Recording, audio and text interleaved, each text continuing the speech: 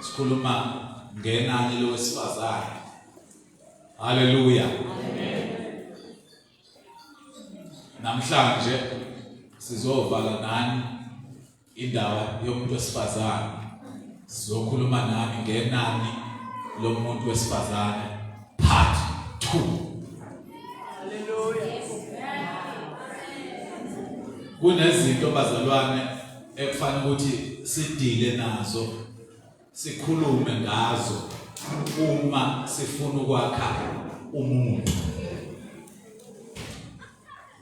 Kunenkondlo eyisho omunye usoyinkondlo kudala, bayayazi abadala yayithi ukulimala kwengqondo ukulimala komuntu, ukulimala komuntu ukulimala komndeni, ukulimala komndeni ukulimala komphakathi, ukulimala komphakathi ukulimala kwesizwe. Uyabona ukuthi lento isuka ekulimaleni kwengqondo nje umuntu kwagcina sekuaffecteke isizwe sonke. Nasekulungiseni futhi, uma silungisa umuntu silungisa ingqondo yomuntu elithi zikaNkulunkulu, asiguqule isimo sengqondo yomuntu. Haleluya. Ngokwenziwa ibentsha. Iqala lapha indaba ekutheni asenze ingqondo yomuntu iguquke Kwesinye isikhathi siyaye sibone seberobha amabhenki, seberobha imoto ezithwala imali, sebenza into ezinkulu kanti into yaqala nje kancane. Mawubona ifoni eseduze kwakho engesiyona yakho, akuyona yakho, akungene lokho engqondweni yakho ukuthi akusiyona yakho, ungayithathi. Thou shall not. Nikhona bazalwane. But umuntu enengqondo engalungisekile, ingqondo yakhe ithi le phone eyakho, kungeyona yakho, agcine ethatha into yomunye umuntu ashiye ekhaya. So ukuze silungiseke lezi zinto ezinkulu esizibonayo, asiqale silungise ingqondo yomuntu. Awufundele uJohn 10:10. John 10:10. Ayikho la indaba yethu, but ngiyafisa ukuthi sibheke uJohn 10:10. Ngoba kwesinye isikhathi izinto siyayisibona sezinkulu kakhulu, kanti isitha siyenza into kancane kunganakekile. Funda sithembe. Isela kalizi kungengokwema nokubulala nokubhubhisa. Mina ngize ukuba babe nokuphila, babe nakho ukuphila. Lithi iBhayibheli isela kalizi kungengokubulala, ingezokweba, libulale, libhubhise. Ngamanye amazwi isela, uma uJesu ekhuluma ngesela leli liyisitha esiwusathane, uthi uze ngezinto ezintathu, uze ngokuzokweba. And into uma yebiwa noma umuntu uma yebiwa, webiwa ekhona. Nikhona abazalwane? Ekhona ephila, kodwa kuqale kwebiwe injini okuyingqondo yakhe. Lithi likaNkulunkulu uyeba, abulale, mase yabhubhisa. But into yakhe iqala ngokuntshontsha. Umuntu uyantshontshwa ekhona, ephila, uthola ukuthi akasekho kodwa yena. Kunemoto mayifica ipakile egceleni lomuntu, wayigcina ethe uzoyilungisa into ethize ife into encane. Kanti sekunabantu abasebeqala ukuntshontsha, baqala nje bantshontsha injini. Yena ibona isiguli kungasemoto yakhe siphila, kanti cha ayisekho injini, ayisekho. Alibele icuza kancane, umuntu eyicuza kancane uthi uyabona ayisekho. Nomuntu ngomnjalo kudangerous kakhulu ukwemba ingqondo yomuntu. Igebengu zigebenga ngalendlela enesihluku, obona ukuthi laba bantu abasenanhliziyo. indlela benze ngayo ziqale zebiwa kancane ingqondo zabantu. Kwanento ethi uma umbhali wemidlalo yaku-TV engathi ungaba nayo into nje lapha ye-gangsterism. Siyezwana bazalwane? Kube nako nje ukuphatha kwezibhamu ezinkulu. Kudutshulwa mase bebalangazele baphokophelele ukwenza. Yingakho njengamanje izigebengu eziningi kuzwa kuthiwa abafana abancane o-18 years 19 years baqale kwantshontsha izingqondo zabo ngezinto abayibuka koma-TV beyibuka nani bogogo. Haleluya. Bathi ukuze ube nomdlalo wakho ozodlala ku-TV akwanele mawuzoba nabesilisa nabesifazane nje, kodwa yiba nabo ubulilo bengeziwe nabo bube khona ukuze kunyutralize izingqondo zabantu kwenziwe kube normal. Nikhona abazalwane? Uma sewubona abantu bobulilo bodwa bejolana wenzani Sathane? Ngiyeba weba abantu bephila sihamba nabo. The time usungena kuleyo nto usuyenza lento kade uyibuka usuyabulawa. Nikhona abazalwane? Uqale kwebiwa ngengqondo yakho nenhliziyo waneutralizwa. Ingakho abakhuluma kabi ngezinto ezithize wena usuke usuqala ukuyidefenda ulwe nabo ku social media abakhuluma kabi ngalezi zinto engizibalayo. Wena ulwe nabo uje babantu nje nabo usuwebile. Hallelujah. But uSathane wenza show ukuthi fana kubulale ngokufa kwa wena lo uNkulunkulu amdalile ukuthi aphile emhlabeni akubulala uphinda njalo akwenze ngisho abakini uma usubhejamele sebo bathi cha nathi sibone sesibona into esingamazi. Siyefana bazalwane. Mesalithi-ke ekugcineni uSathane uyabhubhisa into mayisibhubhisile isuke isidestroyiwe isuke ingasenako ukubuyela. Kukhona abantu abaphilayo la eminyango ngisho ungamthatha umvalele endaweni ekuthiwa indawo yokuhlonyeliswa kweyimile emajele kodwa uphuma khona ewese kungaqala. Yini? Yingoba impilo yakhe seyidestroyekile. Hallelujah. Judges chapter 19. Abahluleli chapter 19. Hayi indaba yethu namhlanje. Abahluleli chapter 19. Sithembile ngicela ukufundele from verse 1 ukuze mhlawumbe abantu inkosi ingekho. Ayikho into eyinkinga njengokuphila kwabantu inkosi ingekho. Lithi iBhayibheli ngesikhathi kwaIsrael kungekho nkosi. Uma inkosi ingekho abantu bazenzela umathanda. Even nawe ekhaya kwakho la uhlala khona mawungekho abantwana bazenzela umathanda. Even in the church uma umfundisi engekho ebandleni abantu bazenzela umathanda. Ibandla nje ngenamfundisi kukafuzenze mina wonke umuntu uzenzela umathanda ngizokuza ubani.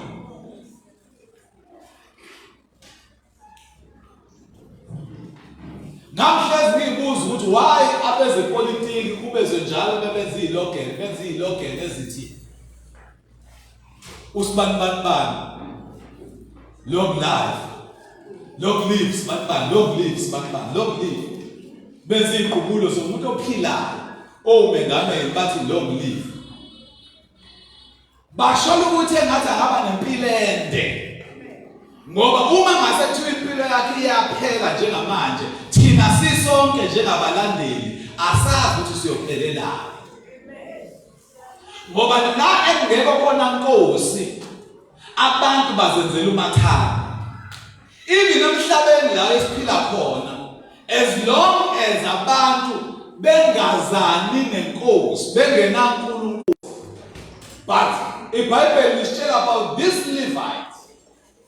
this certain Levite, elithi iBhayibheli yayiqhamuka esizweni sakwa-Ephraim. Umlevi yini umlevi kulesi sikhathi samanje? Umlevi simfanisa nomuntu azibakhutazana amalevi. Hallelujah. Amen. Nikhona bazalwane? Amen. So iBhayibheli isitshela about this certain Levite. Kuthiwa sithembe. Sakwa-Ephraim. Owazithathela isanqila. Lo muntu uyisebenzi senkosi uyasebenza endlini kaJehova. But iBhayibheli isitshela ukuthi wazithathela isanqila.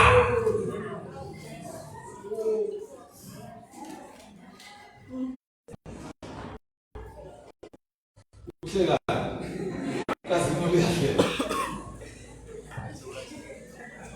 Wabazalwane afuneka isisebenzi senkosi esinesanqila ngoba kulimaza umsebenzi wenkosi. So this certain Levite lithi iBhayibheli wayenesanqila into engihlukumezayo brother Ndile ngale Levite. Lo muntu even emngeneni azabalwe nabakwa-Israyeli uqhamuka lithi iBhayibheli ngaphansi wesizwe sakwa-Ephraim. Lesi sizwe kwangafanele ukuthi sesibhilonge kodwa sangena ngomusa. Siyazwana bazalwane? Umuntu owayengafanele kodwa wayethola efakwe uNkulunkulu ngomusa. Mase phakathi akhohlwe umusa uNkulunkulu amenzele wona afika abona izancinza lasikhona.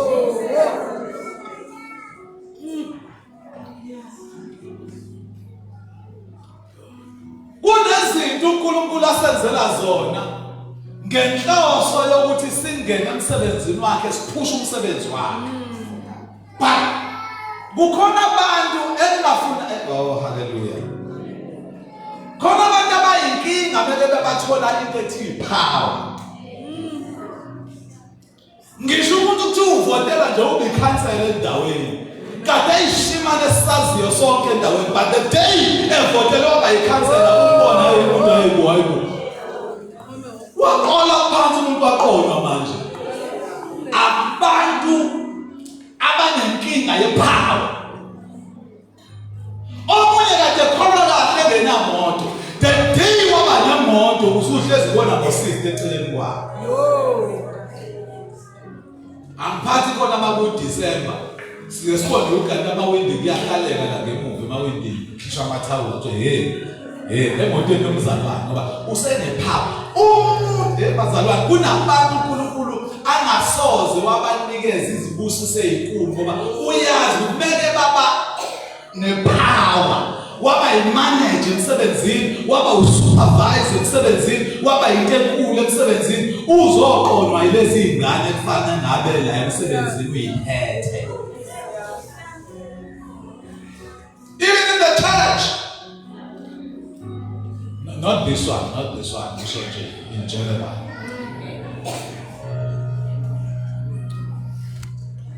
Kunamalevi anezancinza njengalezi. Cha ngisho. Ayisithele. Ngisho nesiphilisaniza sesifunda nasifuni. Isanqila sakhe samginela ukufela. Sasuka mina saya endlini kayise eBethlehem Juda. Lithi iBhayibheli lesi sanqila inkinga enkulu into enginayo nginento ethi lo mlevi wayeganiwe wayenonkosikazi. Siyezona bazalwane? Wayenonkosikazi lo mlevi, guaranteed wayenonkosikazi. Wawungasebenzi nje ukuqala ukusebenza ungenankosikazi. So wayenonkosikazi. Ungamanyamaza eceleni wayeba nesanqila. Nina ema-teenager ngiyaza nazi isanqila side chick. Waba ne-side chick ngokwelanguage yamanje. Oh yes. Waba ne-side chick ngokwelanguage yamanje. Lithi iBhayibheli lesi sanqila samgilela ukufela. Lesi sanqila ngoba ayikho into ebuhlungu njengomuntu oyiqili oqonywayo ngoba labantu abaqomayo nabo basazoqila. Yazi ukuthi iqili uma liqila abantu bayaqila la. Iqili bake baqila iqili elikhulu eBhayibhelini esilaziyo uJakobe. Ngasathi sebagidile abantu baqila ngapha nangapha selibaqile ngapha nangapha ngalo baliqila. Sebenza 7 years zonke yasebenzela umuntu lithe bathi liyafika emshadweni dalala ayake awumuntu baqila. Every time mawuthi uqila thina labazalwane senza iwula sibona uqhatha sibona ubona abangibona hayi thina ngesithandazo umthandazo uthi akube kuye Nkosi njengoba naye esiningi wathola kusacinga lo owabe bamgila wamenza lento amenzela yona wamshiya futhi. Ngoba isikhathi esiningi abantu abanezancinza uvela benesancinza uzuma ususibona isancinza sakho kuyibuza uyifunani sona ngokungakhe muhle nalesi sancinza wayisuke yini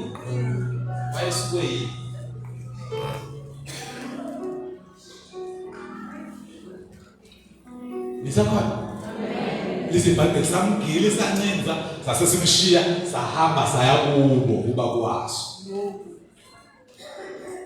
samshiya egilekile ngengathi ngaye ngikhulume nomama kube mina nje nomama kuphela ngakufundisa ukuthi uyigwema kanjani umama ohleli kahle emzini wakho ukuthi kuze ugcine usubangiswa izancinza. Ngelanga nje sinomama hayi nikhona nonke sinomama esodwa. Ngoba lezi zancinza ngendlela ezimisela ngakho ukubona ubaba ohloniphekile ohlele emzini wakho omuhle oright ahamba yoqasha lapha na wangu nesancinza. Uyibuza ukuthi yini inkinga? Cha, lapha ya isancinza asimphathi kahle. Ngala ekhaya umama methi uzathi mama ingane sezophaka ingane lapho aphambe ngonyaka.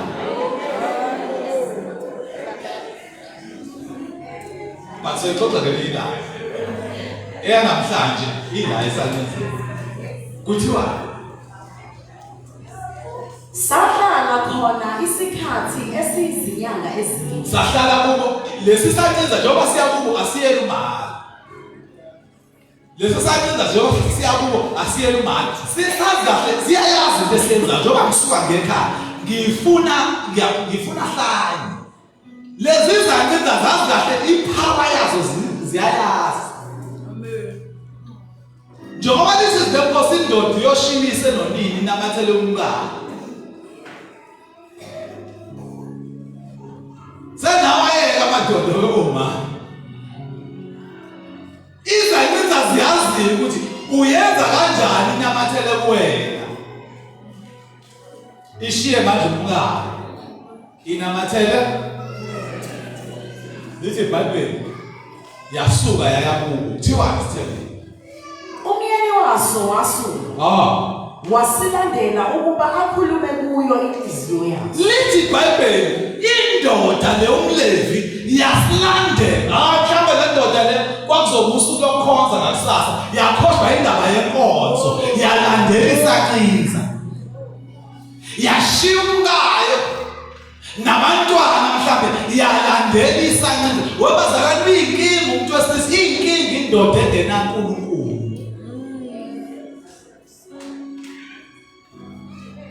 Lithi iBhayibheli enhlizweni yakhe yayinalento ethi ngifuna ukuyothulula inhliziyo yami kuye.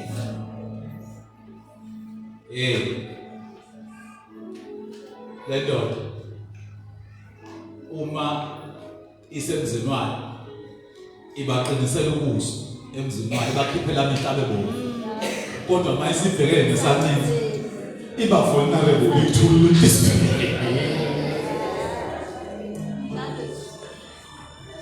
lo muntu ugiliwe la bamgili igode baphinde bamshiye kodwa uyena obona isidingo sokulandela lo umgili wakhe uyoxolisa yini lithi Bible why ngifuna ukuyothulula inhliziyo yami kulo muntu omgilile awufunde futhi umyeni waso wasuka wasilandela ukuba akhulume kuyo inhliziyo yaso asibuyise inhloso ukuyobuyisa lesanqinzi hayi ngakube ngakumazi lo baba ngakuzwe baba awubuyele emzini wakho awubuyele emzini wakho buyela kumkakho nezingane zakho webaba mawunomuntu wesilisa eduzane uthike webaba kwakho musukusukuma mvembe hlala mvembe phansi uyahamba hlala phansi ngiyakhuluma akhodo kufanele sirume manje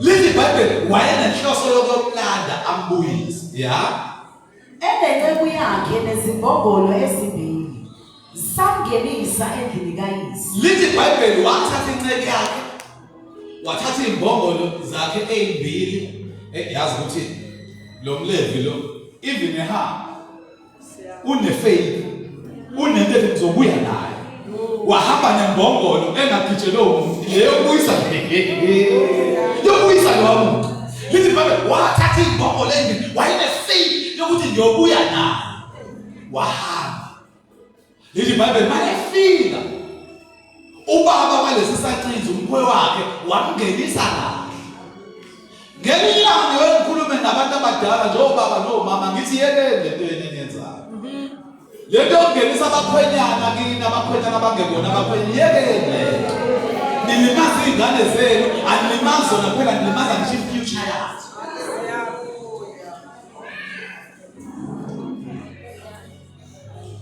lo umlevi lithi Bible wayeqhama ngaphambi kwesizwe sakwa-Ephraim but lo wayeqhama ngaphansi kwesizwe sakwa-Benjamin lithi Bible wamngenisa engenisa lo muntu ongakaze akhokhe ngisho inkukhu la ekhaya njengabanye bethu la abadala asebekwazi ukubiza ubizo omama bezingane zabafana abala ekhaya ngomakoti akuyena umakoti lo uthasile amen kunezinye izinto esiyingenisa thina emzini yethu manje sifuna ukuthi iphume sesithandaza sithi webo mama ngithandazise mama ethiwe lo usuma yedlabuzo yangenani ndani uyazi wena yangenani ndani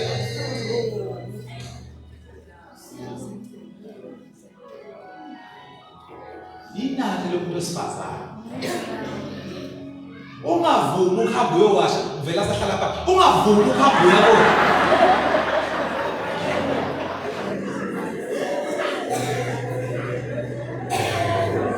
obuthi bakho la ekhaya awukazi bawashela nje isikipha lesi kodwa uhamba uyowasha emzini yabantu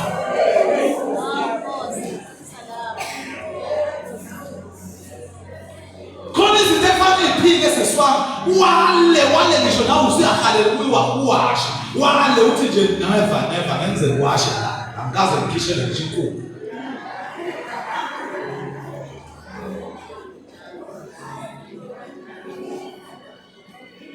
mhlawumbe inkukhu ngisho into enkulu kakhulu ngisho amaqanda-ke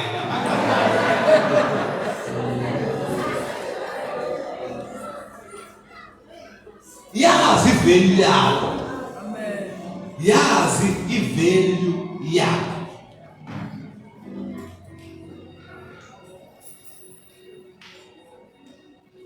njengoba sithembile ungiqalele manje from verse 14 lithi iBhayibheli usithembile esabheka uverse 14 lithi iBhayibheli nangempela mayefika la yafika umkhwe wayo wayinikeza ukudla wayiphuzisa utshwala yaphuza utshwala yalala usuku ndoda yalala ngoba madoda yalala ubusuku ngasasa yathi ufuna ukuhamba wathi ukukhowa hayi musukhamba sihlale futhi wahlala kwadlula utshwala kwaphuza utshwala kwalala ngosuku lesithathu ishukani njalo ekhaya nezingane yathi hayi sengiyahamba manje wathi ukukhowa hayi ujaheni nasihlala kwadlula utshwala kwalala suka sifo wathi hayi ngiyahamba wathi uyaphi kwahlala phansi kwadlula utshwala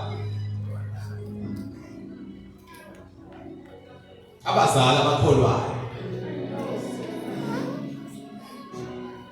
umfana uthe ehlele bedroom yentombazana la ekhaya umama osindisiwe obhobhoza ngezini aphaka amaplate amabili athelinye kaMkhwenyana iyona kanjani indodakazi yakho uma wenza nje ayisoze yalunga ngisho seluthatha phaka amaplate amabili akhiphe ngisho amaglasi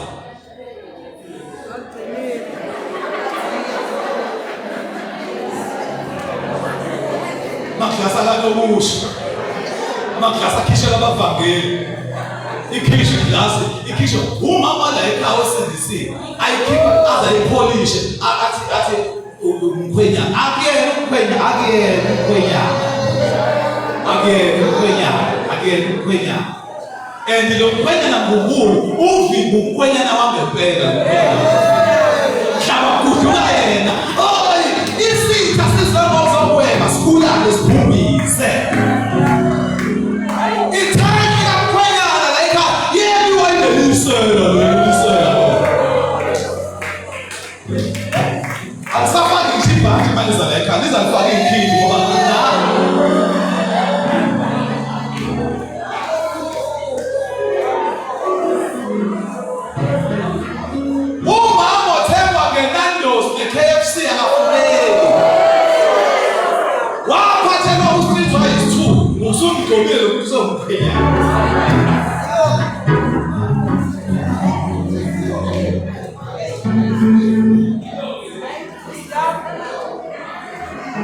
and there was a time lana ethi khona umliva ngiyahamba manje athi ukwake ehlala futhi athi hayi ngeke wena sancenza asihamba lithi iBhayibheli baphuma bahamba bathe besendleleni ngoba indlela yabo yayinde kakhulu badiscussa umlevi nenceku yakhe ukuthi asithole indawo esongena eyisithi la esongena khona silala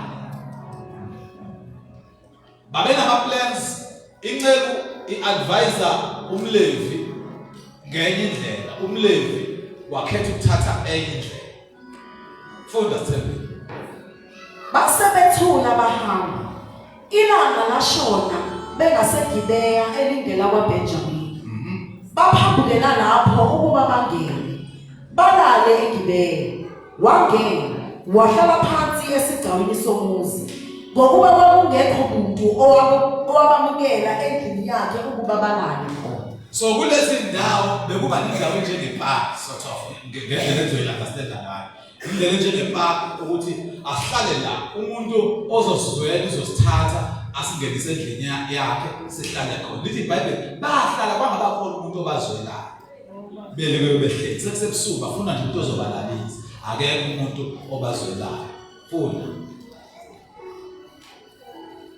bheka kwafika ixhegu livela emsebenzini walo ensimini kaSihlwa lalikumuntu wasezintabeni zakwa-Efrayimi kwaqhamuka ikhehla lithi iBhayibheli lande liphuma sibili liphuma kosebenza leli khehla nomlevi are coming from the same tribe yakwa-Ephraim lithi iBhayibheli leli khehla baliqhamuka lababona laba bantu funda Thembi lagogobala eGibeya kepha abantu baleyo ndawo babengabakwaBenjamini waphakamisa amehlo akhe wabona isihambi esigcawini somuzi ixhegu laselithi uyanaphi na uvelaphi na wathi kulo siyadlula sivela eBethlehem Juda siya ohlangothini kepha akukho umuntu ongamukela endlini yakhe kukhona nokho utshani nefoliage lezi mbongolo zethu. Uthi asilambile sinawo ukudla okuzodliwa yimbongolo zethu.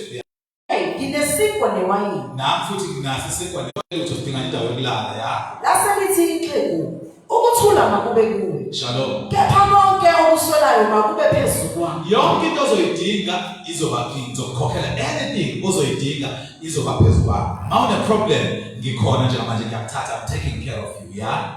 Kepha ungalali esigcawini. Ungalala. Lase lingenisa endlini yami. Lasinika izimbongolo ifoliji. Bageza izinyawo zabo badla baphuza. Yeah. Besajabulisa izinhliziyo zabo. Bheka abantu bomuzi, abantu ababi bahaqa indlu ngathi indaba lithi iBhayibheli ngesikhathi esahlela sebedlile benziwa yonke into baphathwa kahle kwavela kwaqhamuka abantu bendawo umphakathi no. Lithi iBhayibheli bangqoqoza laba bantu bashaya umnyango yafunda Stephen bangqongqotha emnyango basho kumlindlu ixhegu bathi khipha lowo muntu owangena endlini yakho ukuba simazi. Sinikeze lowo muntu longenela endlini yakho ukuba simazi. Leli gama lithi simazi igama elisetshenziswa kuGenesis chapter 4 verse 1. U-Adamu wamazi umkakhe uEva kwazalwa uKhayini. Mkhiphe lowo muntu lo ukuba simazi. Amadoda abantu besilisa afuna omunye umuntu wesilisa ongaphakathi athi mkhiphe ukuba simazi. Funda Stephen. Ixhegu kumlindlu laphumela kubo lathi kubo, hayi bafowethu ngiyanicela ningenzi okubi okungako. Kuphuma leli xhegu leli libangenisile litshela lapho umphakathi ethi hayi no bafowethu ngiyacela ningenzi into kanjalo ya. Lokhu lo muntu engenile endlini yami ningenzi lokububi. Lo muntu njengoba engena endlini yami uphezulu kwesandla sami ya. Bekani nansi indodakazi yami. Hayibo. Intombi nesancinza sakhe. Ya. Ngiyakubakhipha bona manje nibone nenze kubo njengokuthanda kwenu. Nayi into emhlukumezayo bazalwane. Nayi into emhlukumezayo. Lithi iBhayibheli lelikhehla liprotecta lo wesilisa. Nikhona bazalwane. Lithi nginendodakazi eyintombi.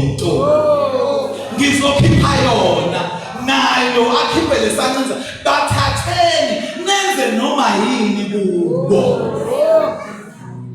Bazalwane bathi ngakhuluma nabantu besilisa ngithi kubalulekile ukuthi siyazi iveli labantu besifazane. Abantu besifazane bangabi nje ama-object abantu besilisa bangashintshana ngawo ngaphandle kwemvume yabo. Awusabona bazalwane? No, sijwayele ukushunyayezwa kodwa izinto ezinje asijwayele ukukhuluma ngazo. That is why uthola ukuthi abekho abantu aba-abusive njengamadoda esontweni.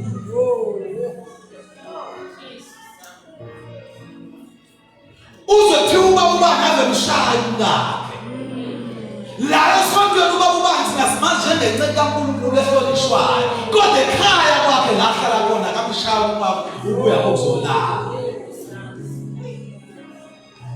Nayi into emhlukumezayo bazalwane ukuthi lamadoda noma le ndoda le ekhombisa ububele obungaka yangenisa izihambi kodwa nayi inkinga emhlukumeza ngalo mkhulu lo othembeke kangaka ukuthi uvikela amadoda kodwa at the expense of abantu besifazane.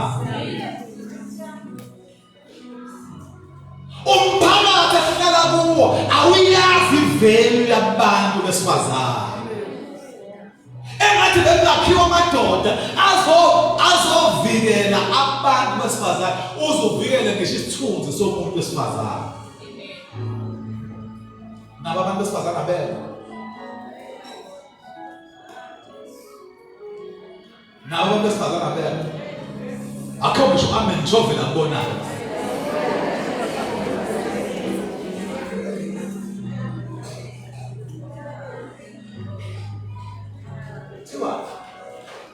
Kepha kulo muntu ningenzi ubula obunjalo.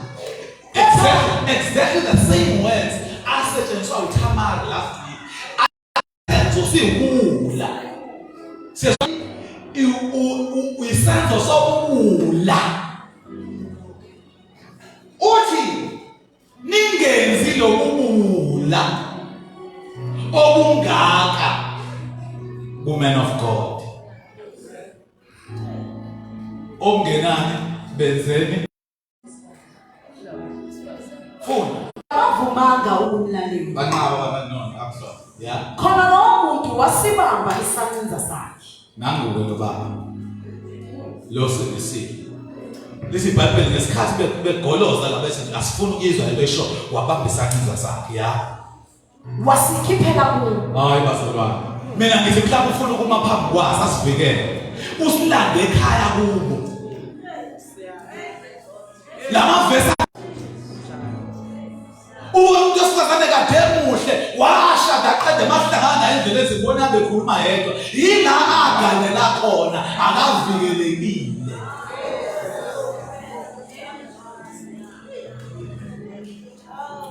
Kade intombi yakwabo ngisho ihamba uyibona iyazizwa kodwa mhla yashada yagana uyibona ngempela ukuthi ayisihlithukile ngisho ekhaya ngisho ihamba ngisho wayiphushela kuyo wathi hamba kuyo kwaze kwakhala uselele eminyaka awubheki ulele yena right hayi bazalwane abantu besifazane behlukunyezwa abantu ababathandayo. Kwangathi bengakhuluma nomuntu wesilisa ukuthi ingqondo yakhe ayishintshe ayiguquke ingqondo ba ezinye zalezi zinto sibonakala besakhula besezinsizwa bese bancane abonakala ama signs ukuthi lo muntu uzoba abusive nesemdala. And it's true. Funda Sithembile. Inkosi yakhe yavuka ekuseni yavula iminyango yendlu. Mayevuka lo uvula iminyango yendlu heavy elalile urestile yena wavula iminyango yendlu. Funda. Yaphuma ukuba ihambe indlela yakhe. Ukuphuma kwayo isiphumele ready for ukuhamba ayibheki lo wesifazane isi ready for ukuhamba indlela yakhe. Funda. Bheka owesifazane isancinza sakhe wayawile ngasemnyango. Lo wesifazane uphambi komnyango wendlu lo wakhe. Funda. Izandla zakhe ziphezu komuntu. Wathi kuye, vuka sihambe. Kepha akuphendulanga muntu. Lithi iBhayibheli uthi hayi nokuthi uyamvusa Sithembile umtshela ukuthi akavuka hambe into eyenziwa kuyena ebusuku konke ebuhlungu kodwa indlela amkhomanda ngayo ukuthi akavuke ahambe akamcabangeli uthi vuka sihambe. Funda. Yayisibeka embombolweni yakhe. Wasuka lo. Lithi iBhayibheli yamthatha yambeka embombolweni yakhe uyayisisuka ayibuzi nokuthi uright yini kwenzakaleni kunomuzi la kunendlu la ayisho ukuthi waza ngikusize ngikunakekele no ayisho ingqondo yayo sethi asihambe sikhwele ekhaya. Funda. Waya endaweni yakhe. Endlini yakhe. Lapho esengenile endlini yakhe wathatha ummesi wabamba isancinza sakhe wasihlahlela ithambo ngethambo kwaba yiziqamu eziyishumi-2 wasithuma emikhawulweni yonke yakwa-Israyeli. Kwathi bonke abakubonayo bathi akuzange kwenziwe okunjalo.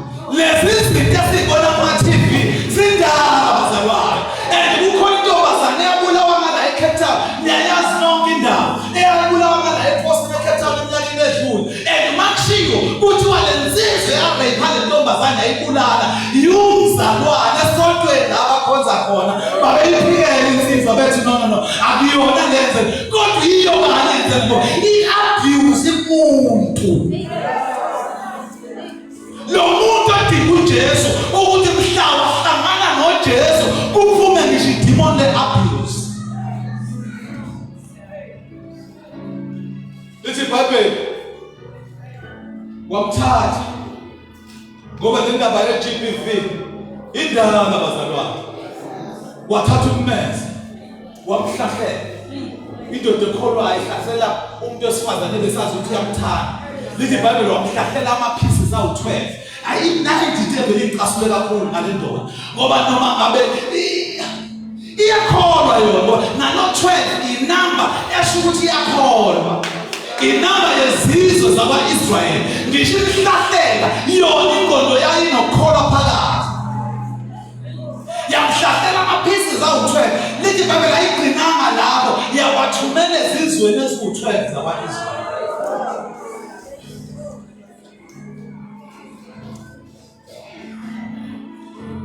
Asivikeleni abantu besifazane. Ake siprotecteni abantu besifazane. Nansi-ke indaba eyenza ukuthi sifunde nani le ndaba. Qedeka sithembile. Kwathi bonke abakubonayo bathi akuzange kwenziwe okunjalo. We've never seen such a thing. Akuzange kubonwe kusukela osukwini abantwana bakwa-Israyeli abakhuphuka ngalo ezweni laseGibhithe kuze kube namuhla. Nathi-ke indaba. Zidlani ngalokho. Zidlani ngalokho. Nilulekane. Nilulekane ngalokho. Nikhulume. Nikhulume. Zidlani ngalokho. Nilulekane ngalokho. Niphinde nikhulume ngalokho. Omunye umuntu kodwa umfundisi umalunga le ndaba akhuluma ngayo. No. Lithi sikaNkulunkulu asiyenze le ndaba ibe yinto abasihlinza ngayo. Indaba yokunakekelwa kwabantu besifazane. Indaba yokungahlukunyezwa kwabantu besifazane. Lithi asiphinde sikhulume nangayo.